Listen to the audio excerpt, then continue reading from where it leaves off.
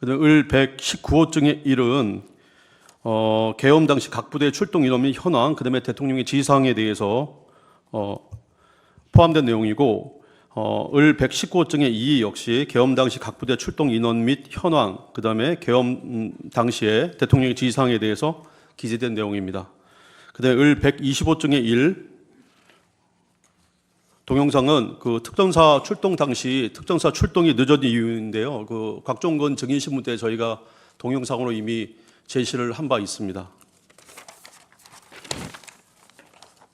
그다음에 을 125 중에 2는 특전사가 최초 부여받은 임무에 대한 동영상인데 마찬가지로 곽종건 특전사령관 증인신문 시에 제시를 한 바 있습니다.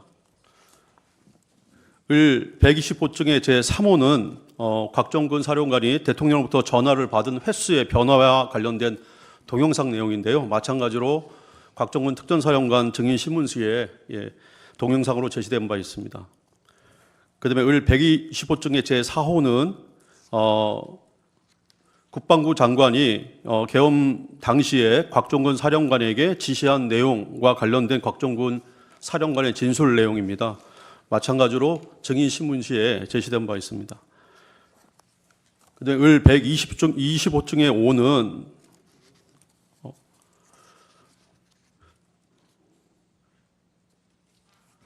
대통령이 10시 30분경에 00시 30분경에 특전사령관에게 전화를 해서 지시를 하였다는 특전사령관 곽종근의 진술 내용이 담겨져 있는 동영상입니다.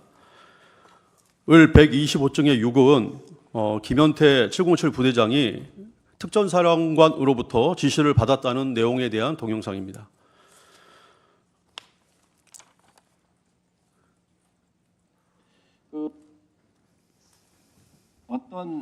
그러면 박사령관이 어떤 지시를 내렸습니까? 마이크 갖다 드리세요.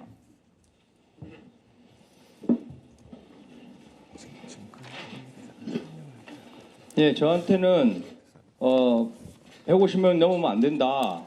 들어갈 수 있겠느냐 이런 식으로만 이야기했습니다. 예. 저는 이게 을 125 중에 7은 마이크 등 707 특임단장이 어제 기자회견 통해서 특전사령관으로부터 국회의원 150모임명은 모이면 안 된다는 말을 들었다고 말씀하셨는데 사령관께서는 그런 취지 지시를 실제로 하신 적이 있습니까? 그렇다면 그 지시는 누구로부터 받으셨습니까? 그 당시 상황을 제가 조금만 더 좀 설명을 드려도 되겠습니까? 네. 예. 그 상황은 제가 전투통제실에서 비아폰을 받으면서 국회의사당 안에 있는 인원들을 100에서 150명 넘으면 안 된다는 이런 내용들이 위에서부터 지시가 내려온 사항들이었고 그 내용이 나중에 알았는데 이 마이크 방송이 이렇게 켜져 있었던 것 같습니다. 예, 정지해 주십시오. 125 중에 7은 마이크를 통해서 특전사령관이 지시를 내린 바 없고 마이크를 통해서 국방부 장관 또는 대통령의 지시사항이 이하부대에 그대로 전파됐다는 특전사령관의 발언입니다. 그다음에 125 중에 8. 네, 문 의원이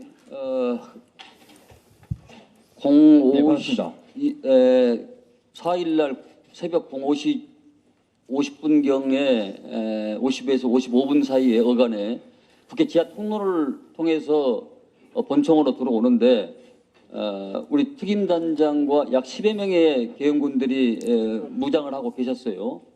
그런데 왜 그 당시에 본 의원을 제지나 또 체포하지 안 했습니까?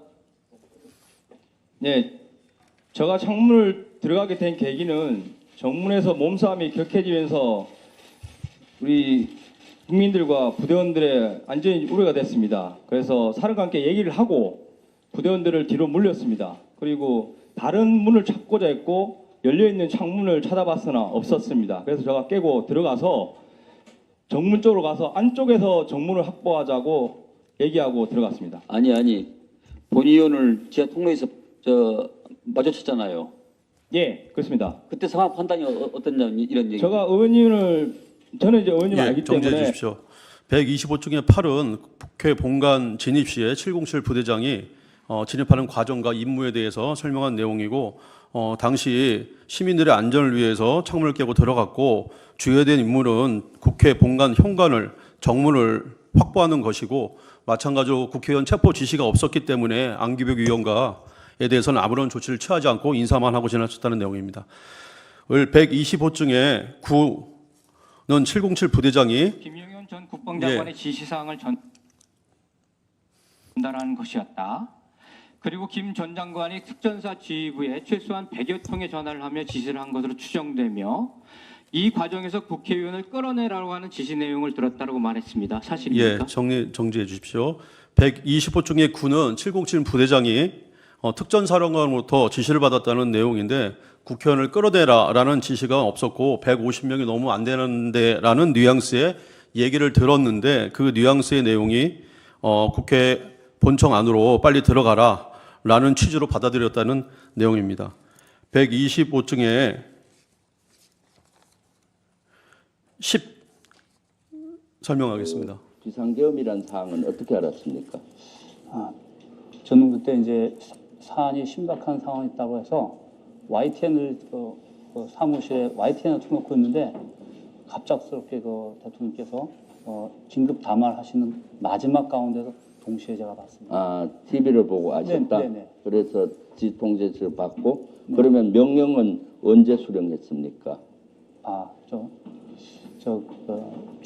주요 지휘관 회의 BTC 시작을 그렇죠. 했는데 그렇게 하면 주요 지휘관 하상 회의를 먼저 시작했잖아요. 거기서 임무를 준 모양이죠. 아닙니다. 그 긴급한 상황에서 125 중에 10호는 이진우 사령관이 최초 지시를 받은 내용이고 계엄 발령 시에 최초로 지시받은 내용은 국회로 가서 국회를 경계해라라는 내용이 주된 내용이었다. 의원을 체포하라거나 국회 계엄 해제 의결을 방해하라는 지시는 없었다라는 취지의 내용입니다. 120호 중에 11번. 그리고 제가 사실 나중에 현장에서 보니까 병력들이 저희 초동조치부대들은 기본적으로 들고 다니는 패키지가 있습니다. 그렇죠. 총하고 다 휴대하죠. 정지해 주십시오. 125 중에 11은 당시 출동 후에 총기 등을 휴대하지 않았고 그다음에 그런 상태에서 임무를 수행했다는 그런 내용입니다.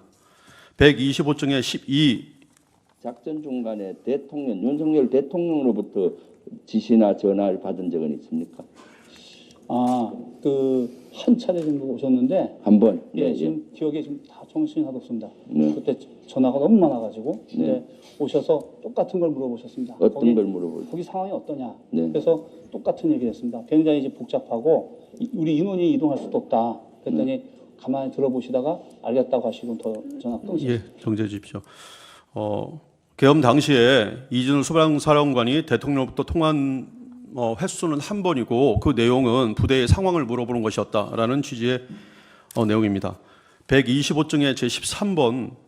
그거는 상급부대에서는 혹시 보고했다든가 지시받은 건 있습니까? 철수에 관계된 거는? 근데 얼마 안 돼서 위에서도 연락이 와서 철수를 승인하는 걸로 그렇게 왔기 때문에 제가 정지해 주십시오.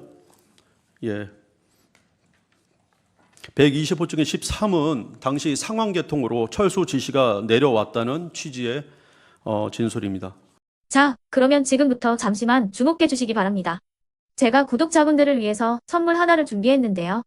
제가 항상 여러분들께 드리는 말씀이 있습니다.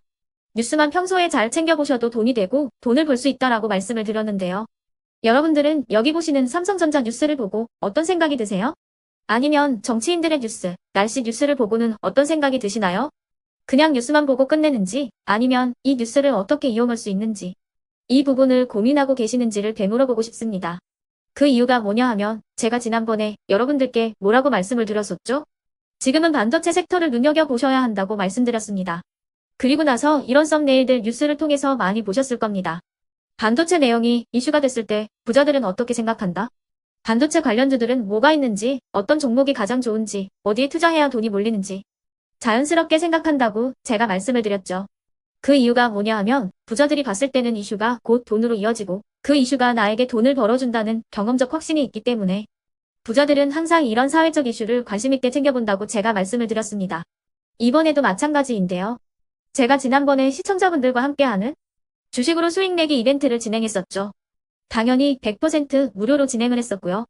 여기 보시면 아시겠지만 제가 지난번에도 구독이라고 보내주신 모든 시청자분들께 반도체 관련주 중에 가장 크게 급등할 딱 한 종목, 많은 종목도 아니라 한미반도체 한 종목을 여러분들께 추천드렸어요. 그러면서 여기 나와 있는 대로 정확히 얼마에 매수해야 하는지, 그리고 수익률이 어느 정도 나왔을 때 팔아야 하는지를, 이런 부분들까지 여러분들에게 정확히 알려드렸었는데 지금 실제로 어떻게 되었다? 오른쪽을 보시면 아시겠지만 제가 지난번 문자 발송으로 이 한미반도체를 소개해드리고 나서 실제로 이렇게 5배 이상 어마무시한 상승이 나왔습니다. 100만 원만 투자를 했어도 무려 500만 원이 넘는 수익금이 생긴 거죠. 그래서 당시에도 굉장히 많은 분들이 제가 드린 이 한미반도체로 수익을 내실 수가 있으셨을 텐데요. 다시 한번 축하드린다고 말씀을 드리겠고, 이번에도 마찬가지입니다. 앞으로도 2024년, 2025년 계속해서 기대해볼 섹터는 AI입니다. 그 중에서도 AI 반도체는 그 누구도 부정할 수 없는 미래 성장 산업입니다. 그러면 우리가 어떻게 생각해 볼 수 있을까요? AI 반도체 종목 중에 앞으로 크게 대장 역할을 하면서 10배 이상 급등할 수 있는 텐베고 종목을 지금부터 열심히 추적해야 한다는 겁니다. 큰 돈을 투자하지 않더라도 월급의 일부분, 아주 소액이라도 이 종목을 모아가야 수백 %의 수익률을 손에 쥘 수 있는 것이죠. 지금 여러분이 보고 계시는 이 유튜브 또한 AI 반도체와 아주 밀접한 연관이 있고, 반도체야말로 대한민국의 핵심 산업으로 앞으로 더더욱 시장은 성장할 수밖에 없습니다. 그렇기 때문에 제가 이번에도 뭘 보내드리고 있냐면, 지난번과 똑같이 구독이라는 문자를 보내주시면 제가 AI 반도체 관련주 중에 앞으로 대장주 역할을 하면서 주가가 가장 크게 급등할 한 종목을 여러분들께 문자 발송으로 종목명과 사고 파는 시점을 모두 알려드릴 건데요. 그 문자를 받고 여러분들이 주식으로 돈 버는 연습을 한번 해보셨으면 좋겠고요. 혹시라도 나는 주식을 하지 않는다 하시는 분들은 주변에 주식하시는 지인분들에게 말씀을 해주셔도 되고요. 아니면 연세가 있으셔서 투자가 어렵다 하시는 분들은 이 종목을 자녀분들에게 한번 사봐라, 이걸로 한번 수익을 내봐라, 이렇게 조언을 해주실 수도 있는 거겠죠.